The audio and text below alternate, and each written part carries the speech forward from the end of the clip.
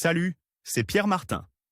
Sur cette chaîne, je partage ma passion pour les voitures avec des essais, des astuces et des conseils d'entretien. Revenons donc au sujet de la vidéo. 0. Les amendes pour erreur de stationnement sont parmi les plus courantes, beaucoup de voitures, peu de places de stationnement autorisées. Des vignettes périmées, et elles représentent 20% de toutes les amendes en Italie. Mais voici qui peut vous infliger une contravention. Contravention, comment ça marche? Tout d'abord, pour éviter une contravention, il suffit de bien choisir l'endroit où l'on se gare, en faisant attention à l'endroit où l'on laisse sa voiture et aux panneaux de signalisation. Si vous ne faites pas attention, la conséquence la plus immédiate sera une éventuelle amende de stationnement, signifiée pour infraction. À l'article 158 du Code de la route. Les coûts? Habituellement 41 €, montant double en cas de circonstances aggravantes, telles que l'occupation d'un trottoir, d'un passage piéton zèbre ou d'une piste cyclable. En revanche, si l'amende est payée dans les 5 jours suivant sa notification, elle bénéficiait toujours d'une réduction de 30%. Mais qui peut dresser des amendes de stationnement? Contravention de stationnement, qui émet les amendes? Tout d'abord, il y a bien sûr la police de la circulation, énumérée à l'article 11, paragraphe 1.a, du C.D.S.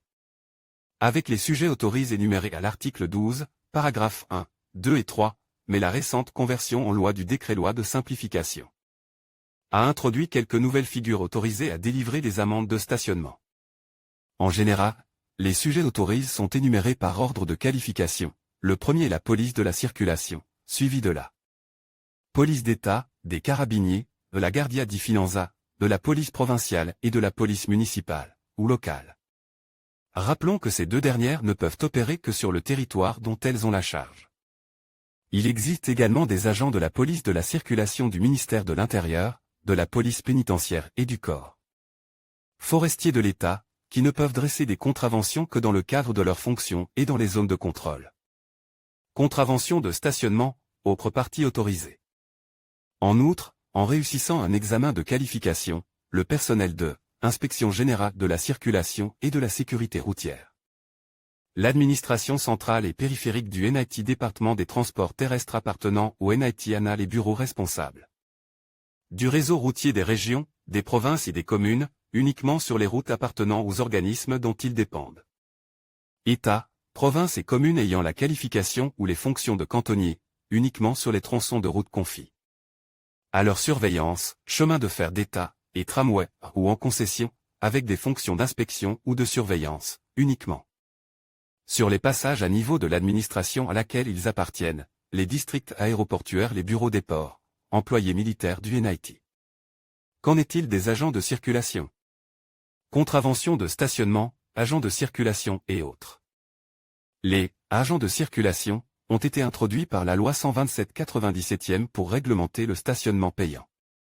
Il s'agit en fait d'agents publics employés par la municipalité, des entreprises privées ou des sociétés locales de transport public. Les agents de circulation ne peuvent pas verbaliser les personnes qui se garent devant une entrée, mais ils peuvent alerter la police locale et verbaliser les personnes qui se garent en double file ou sur les places réservées au stationnement et à l'arrêt des transports publics. Par ailleurs, l'entrée en vigueur de la loi de conversion 120/2020 introduit l'article 12 bis CDS, prévention et vérification des infractions en matière de stationnement et d'arrêt. Il identifie de nouvelles personnes formellement autorisées par le maire à constater les infractions au stationnement. Un exemple: les employés municipaux ou les employés d'entreprises privées et publiques, y compris ceux des entreprises chargées de la collecte des déchets urbains et du nettoyage des rues. À noter, les contrôleurs du stationnement sont choisis après vérification de l'absence de casier judiciaire et d'une formation adéquate. On ne s'improvise pas, justicier. Publie dans dit la loi.